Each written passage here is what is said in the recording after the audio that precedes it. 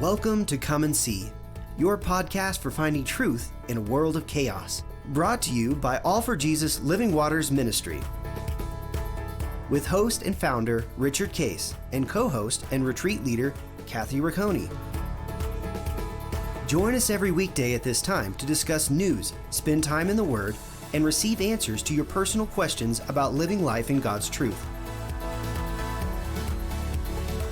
And now your host, Richard Case.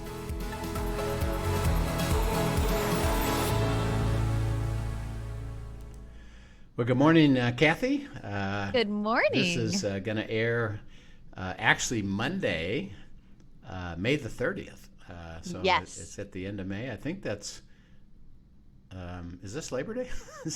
Memorial Day. Memorial Day. Labor Day, July 4th. Real What time.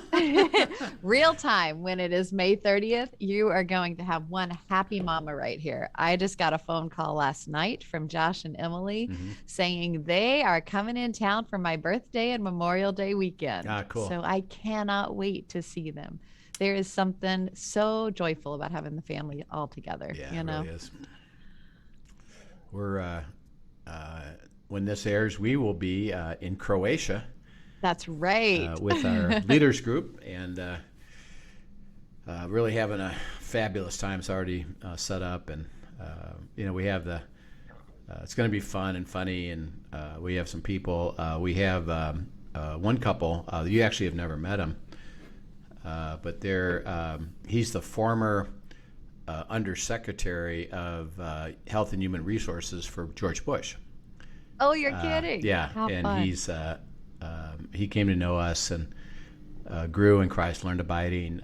His wife actually is going through healing of some cancer things, and we've been abiding and hearing God speak, and including he wanted to go on the trip, but he said, man, I don't think so, because she's not completely well, and we're afraid, right. and all this stuff, and so Linda and I said, well, basically, we're not going to accept that. Why don't we at least go to God and see what He has to say? See what He has to say. Good. And so God says, well, how about if I heal her? And so we sent verses, talked about a process together, and we prayed. And during the prayer, they received what God had spoken. And we talk about faith, by the way. Remember, you right. act on what you believe. Yeah. The next day they called up and said, we're gone. I said, well, awesome. Is she all healed yet? She said, no, but she's going to be. But we believe that she will be. Going. That is beautiful. Well, he is, he's got this fantastic sense of humor. And he's guess who else is showing up? Denny and Allie Weinberg. Oh, nice. And so nice. and Rich Cochiero and Janet. So yeah, it's going to be a good group. Both weeks are going to be good groups. Both groups are going to be great, but that particular grouping is it's going to be one funny time of hilarious stuff. So that's kind of funny.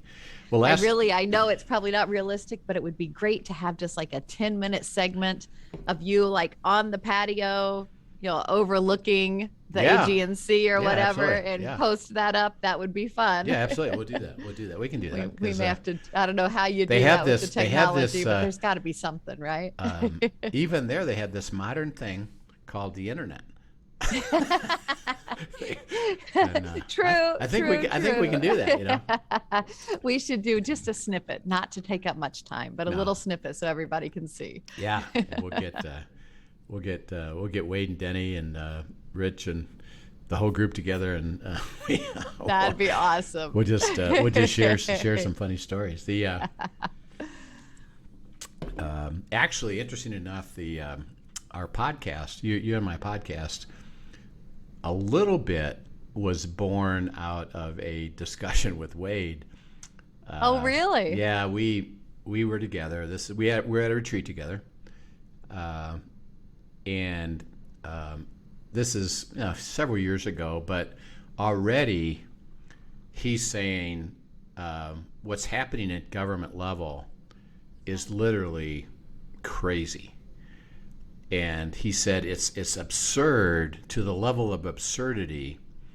And he said, now what you hear on the TV and radio is absurd. He said, I get stuff that's unbelievably absurd. Wow. And he shared a few things, So he said, I really think, Rich, you should do a podcast, and I'll help you. And call it "The World's Going to Hell in a Handbasket." And he said, I can feed you every day stuff that it'll blow your mind. We should have him on as a guest. We will. Soon. Yeah, that would be fun. And he said that, and this is before, the transgender stuff and the athletic stuff and.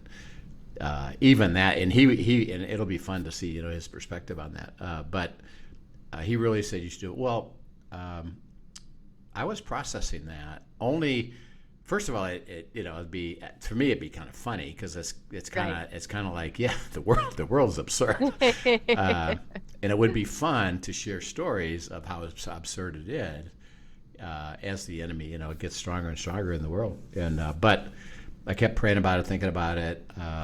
Actually encouraged, a few other people encouraged me.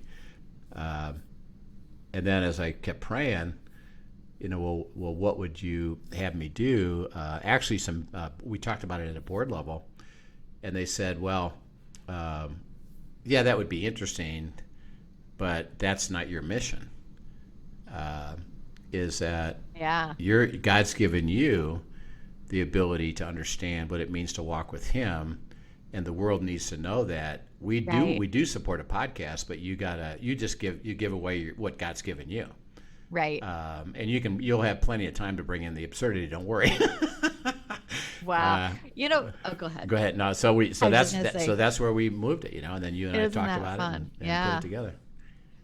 We were talking the other day about how we've shortened the episodes, and we kind of have chuckled about, okay, God, why did you wait almost a year to tell us to shorten the episodes? Right. And I was praying about that and just felt like God said there was material that actually needed to get out in a quicker manner. Yeah. And by doing those hour-long podcasts, getting the abide out and getting discerning God's will, those two in particular, out in that capacity as quickly as we were able to get them out is exactly what needed to happen. Now we can slow down and process some of the others. Yep. So I thought that was interesting, though. Yeah, I believe that's right. Yeah. I believe that's right. We've been talking about the covenant, and this last time we talked about the aspect of faithfulness, obedience, and we ended with verses in Timothy, 1 Timothy, don't get entangled with things that are going to cause your life to get too intertwined, and you can't have a simple process. So yesterday, the entire South Denver cell phone service goes out. Oh, you're kidding. It goes out. And of course, I've got business stuff going on. Linda's trying to get a hold of me. Michelle's in the hospital, going to another place. And we can, on the phone, you can see him calling. Right. And you go push, yes, receive. You just can't get a connection. And it ends. But that was, and it was happening to Linda, it happened to Michelle, it happened to me. So I just looked up on the internet, is there a problem? And right. And it comes up, yes, the entire region is out. And it was out for like 5 hours. Oh, wow. Were you able to text still? We could text. Okay, good, because you could do that over Wi-Fi or something. Yeah. So I've got a couple really important phone calls. So I'm at home, and we fundamentally operate with our cell phones. Right. Well, we've got. Yeah, we don't even have a landline anymore. Yeah, we have because we have a gate, and it needs to communicate to the house. We still have a single landline. Right.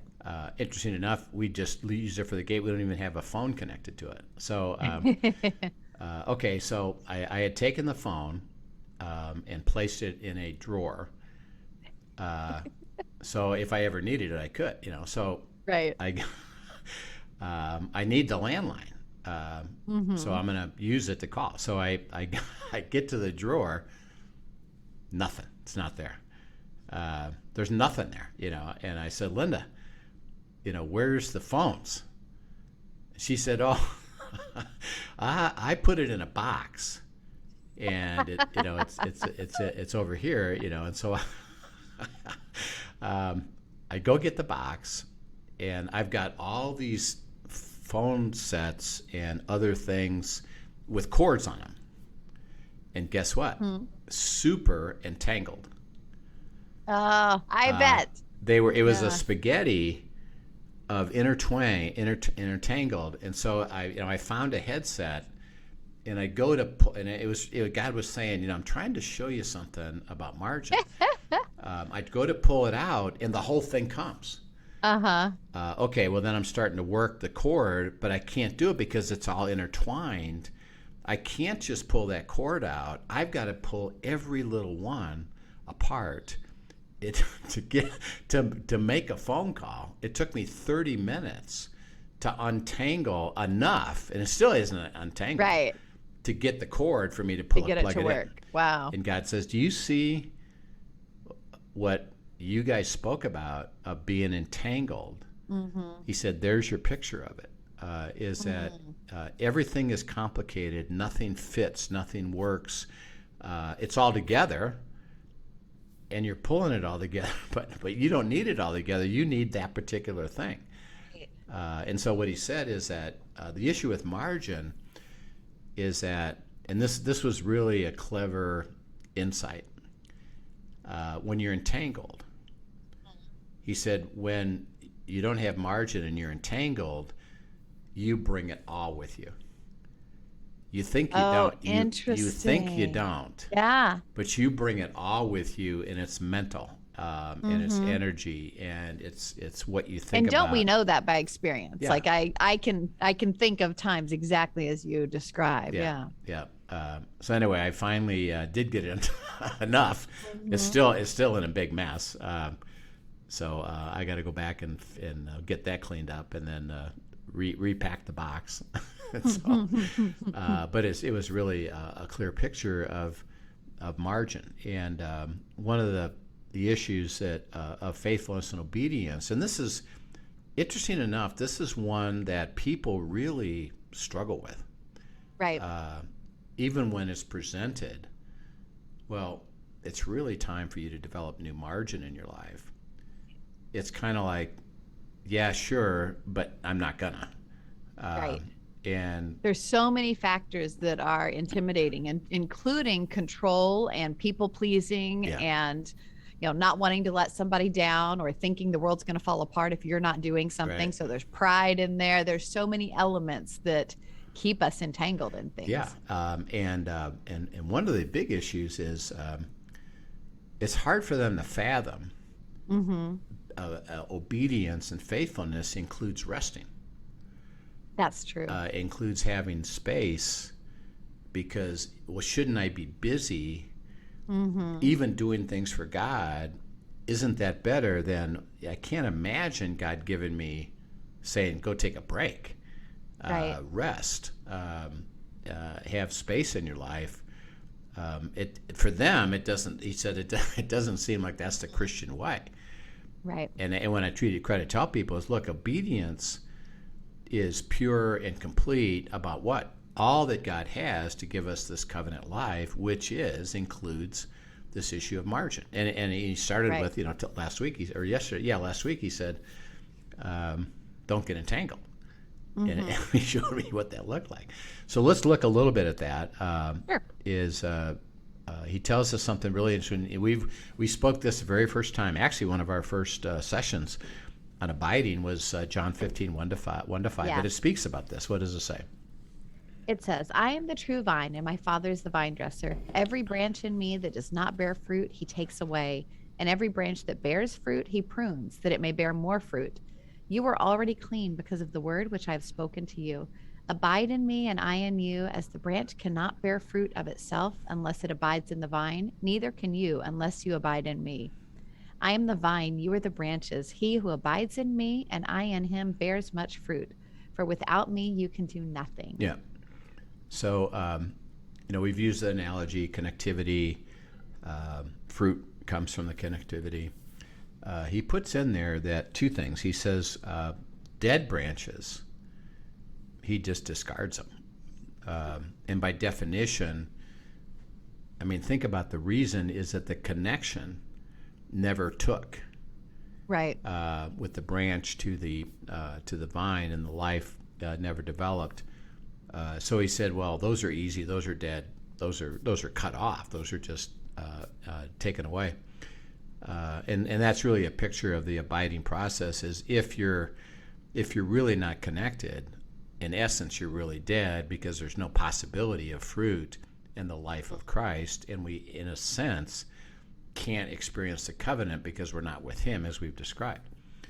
He said, now, by the way, those that are bearing fruit, you are connected, you're starting to have fruit. What does he do? He prunes He those prunes back. them. Okay, he prunes them.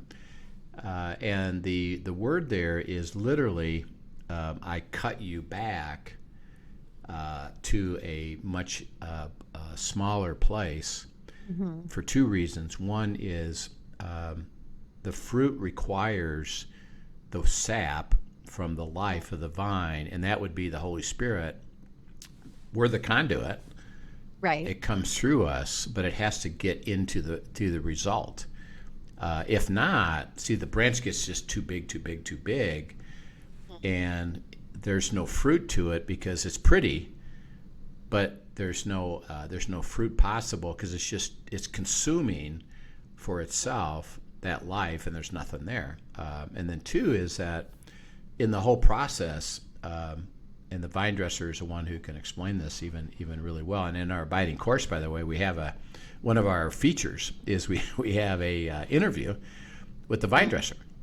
Oh, that's right. And it's a beautiful explanation of it all, too, he explains all right? this stuff, what it really happens. But he says the branches, the fruit, all need margin. And he said there's a couple of reasons. They need space, because if it gets too big, it actually ruins the fruit if the process is too much, because the fruit itself can't grow properly because everything is crushed together and tangled, basically. Right. It said it needs sunlight, spaced for sunlight. So there actually has to be space for that to happen. And water to come to be in the process as well. So that's why they need margin. He said, no, we cut it back. And in a vineyard, interesting enough, two things. One, they're constantly doing that. It's not, well, once in a while. It's a constant process of cutting back the branches, cutting back the branches, cutting back the branches so that this works together. And then two is once a year, they cut it back basically to the nub, and in essence start the whole growth over, and then prune it so that it produces fruit. Right. Didn't you say that he had shared they cut back, I want to say it's like 80% every year? Every year, 80 like to 90% every year. That's huge. When they end the harvest, they actually prune it back, and then the spring comes, and the whole thing grows again. By the way, they got to keep cutting it during the year, So margin, he says, is actually done for what? Healthy branches that are in a fruit positioning place. That without it, I can't produce the fruit, and apart from me, you can do nothing.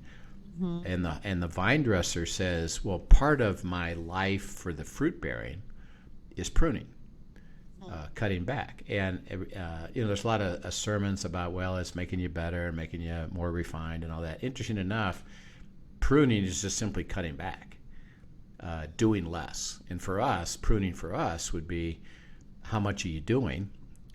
And we have retreats, and I make the statement, everybody nods their head. I said, okay, everybody in the room, I guarantee you right now, you're all doing too much, and you're tired, and you're weary.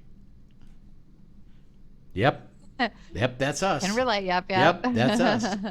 But okay, would you have a heart to learn that pruning is part of the obedience piece? Are you Yeah. willing to be cooperative with what God has to say to keep building His life for you, which includes rest, recreation, space, no release of pressure and Right. stress. Which means even good things will be cut back. Yeah, yeah, Yeah. and it's a work. Interesting enough, it's a work that, that happens all the time, because why? What you're doing grows by definition. And well, then I gotta reassign it. I gotta reestablish it. I gotta redo it. So like in our company, for example, we're growing. My daughter Michelle is the COO, and our first year, she took care of a lot of detail. There were just a few of us, and she's doing a lot of the detail. Particularly, one thing that we have to do with our companies is licenses with state pharmacy boards.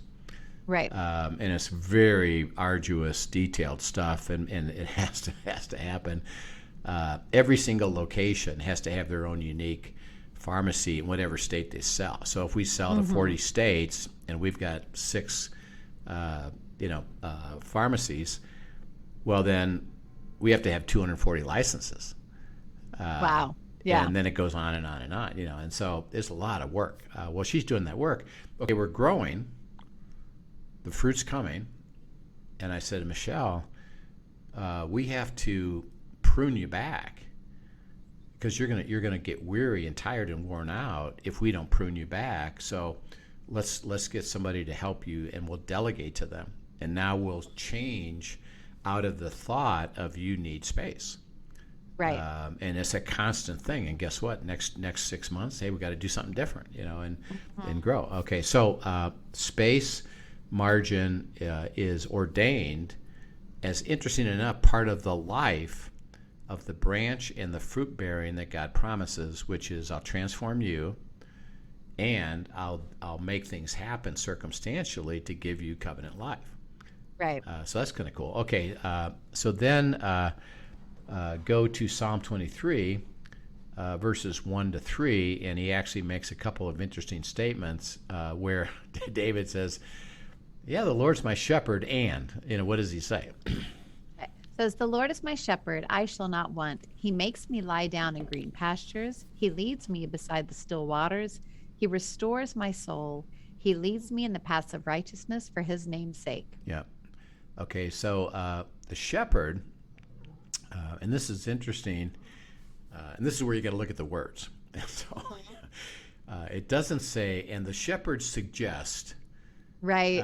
that I get refreshed. He says no. He makes me.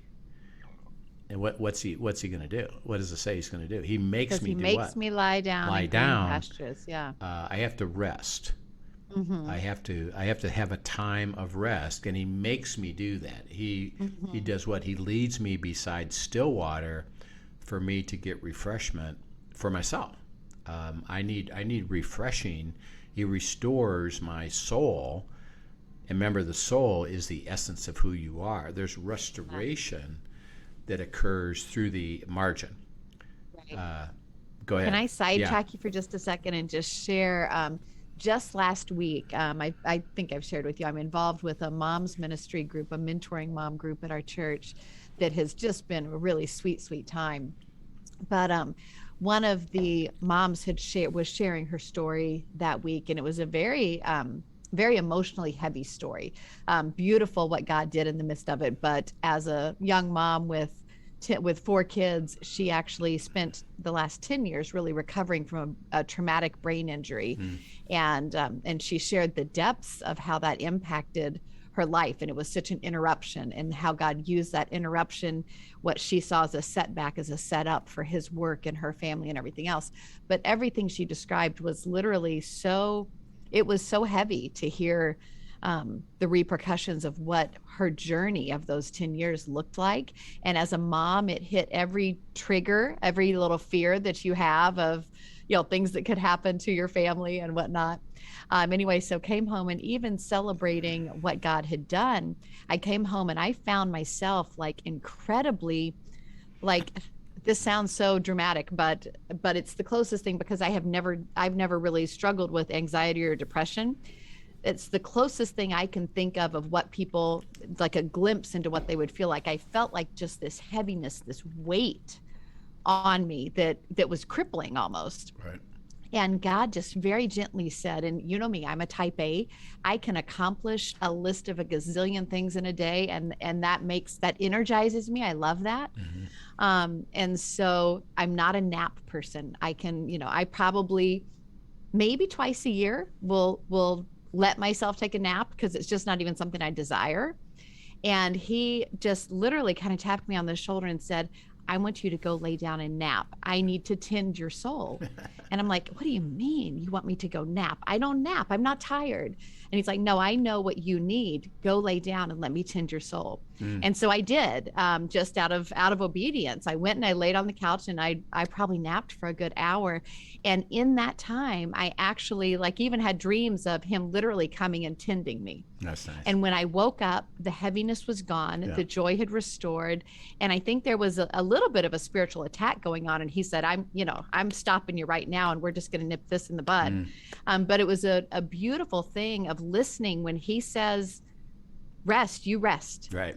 And when he, you don't neglect what he's leading, because he knew exactly what my soul needed in that moment. Yeah, absolutely. And this goes to, Sabbath. Every week you got to take time off. Periodically you got to take time, relax, and be with each other. And because he says, I'm going to make you lie down. Right. I'm going to restore your soul, rest, space, lack of stress on I got to get to, got to do, got to do, got to do, got to get to, because that's what builds up our pressure. And nobody can handle it, because we're not wired that way. Right. Right. He says, I need to do it differently, so that in a simple way, we encourage everybody to consider this. And the way to do it is to spend time with God, but list down everything you're doing, write it all down. And then you have it on one piece of paper, or sometimes several. Right. Then you take a clean sheet of paper, and then you start rebuilding what that looks like. So that, and what I say is, you start with the absolutes. So generally speaking, it's going to be my personal time with God, my exercise, recreation, rest, things that I need, my time with my spouse, my family, my children, friends, small group, my work. Everybody's doing something. Even if you're a housewife, you're doing something. Right. What is it that you're doing, and how much time do you want to give to that? And then after those 4 or 5 things, you see, okay, where does that put me?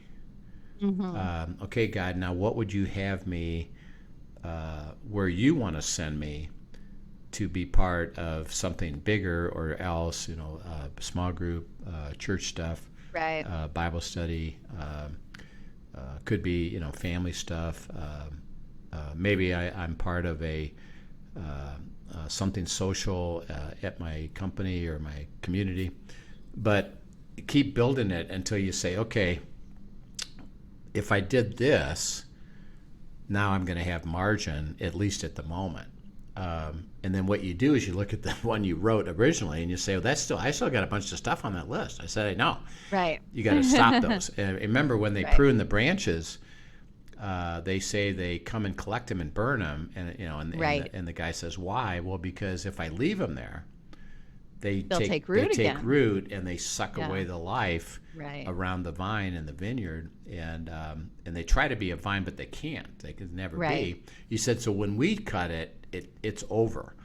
And that's what I say about people pruning, is we tend to, well, I tell you what, I'll set it aside, but really I'm going to come back to it and fit it back in. God says, no, you got to end it and let me, tell you where to go next. So I would encourage you, everybody, by the way, if you have a question about that or something you'd even want to pursue personally, you can email us at afjministry.com. Or on the YouTube with a comment, and just say, hey, I'd like to know more about that, or I have something I'd like to do, but go ahead. And everybody has the issue. It's all the time. It's pruning all the time. It's not once. And I would say, even like as you described those core things that you start with, take work, for example. I think there's a lot of pruning that sometimes needs to actually even be done with work. Absolutely. I know that you think, well, that's work, so that's a core. I've got to keep that. And a lot of times it's pride keeping us holding on to certain things that we are actually being called to delegate or take off our plate. Right. Yeah. So even that needs to be teed up to the Father. What do you want? How do you want me to spend the time you have given me? Absolutely. And it's got to be balanced so that my work is going to be, ideally, 35, 40, certainly no more than 45, 50 hours a week, and that's it. Right. If it's beyond that, well, then you miss something. Something's not right. Exactly. At work, let me do that. And the one other little thing I would add into that is something that I think, we do around here. And I think this came probably from when you taught us Christ clutter in the calendar. But really, I kind of look at it in 3-month segments. Life has natural transitions of rhythms, kind of in the seasons. And about every 3 months, I go back and then tee it up. God, where am I that I'm supposed to be? Where am I not supposed to be? Because I am somebody who can continue to fill things in. And I have learned in a pattern, I need to make margin and be responsive to what he's telling me to focus on. And there's been so much freedom in that. I've shared the example of him telling me in this past year, make margin to really spend with Anna at her flexibility. And the sweetness of how he has blessed that. There's been a lot of things I've said no to because of that. And what he has given us in return for that has been absolutely beautiful. So trusting his leading, and that's a beautiful thing too, but making a rhythm of presenting it to him. And the, we're going to talk, as we talk about our responsibility of the covenant, we're going to get into ponder our feet, path of our feet. So remind me next time to talk about a story, a simple little story of I'm working with a couple right now that's going through margin stuff, and they have to consider the path of their feet. So we'll kind of tie those together. So excellent. We'll pick it up again tomorrow. Hope you have a great week ahead of you, and you're celebrating Labor Day, Memorial Day, July 4th, Memorial Day. Memorial Day. It is Memorial Day. That's it. And go enjoy that, and we'll look forward to seeing you tomorrow. Excellent. Thank you. Thanks for joining us, everyone. Have a great afternoon.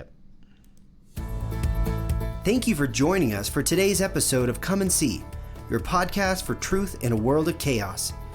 Brought to you by All for Jesus Living Waters Ministry. Send us your questions and comments, and tune in tomorrow for more answers to your personal questions about living life in God's truth. Remember, God's will is best and none better. His truth brings peace in this world of chaos.